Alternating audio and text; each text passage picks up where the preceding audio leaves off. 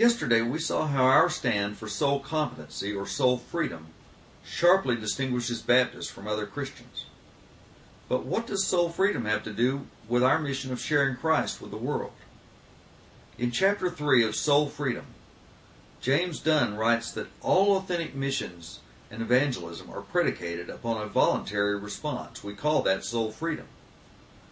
He then tells of a Christmas pageant in 1998 at a public elementary school in Clay County, West Virginia. When it ended, the principal stood up and said to the students, "If you don't know Jesus Christ as your personal Savior, come forth now and be saved." Dunn remarks that responsible evangelism and mature missions are marked by respect for the freedom of each individual soul.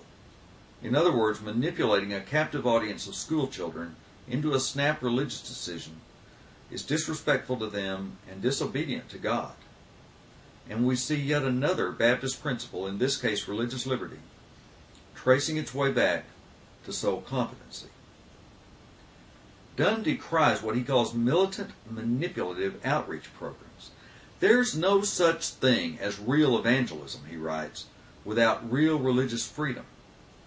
When Jesus dealt with the rich young ruler in Matthew 19, he told the inquirer in plain language what it would take to be one of his followers. Jesus did not trip him, zap him, or call him back.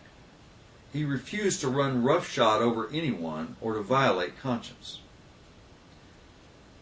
Dunn concludes this chapter by quoting Dietrich Bonhoeffer, the martyred German theologian. Bonhoeffer wrote that obedience without freedom is slavery, and liberty enables people to do good. In Monday's Baptist Brief, we'll look at why James Dunn calls creedalism incompatible with soul freedom.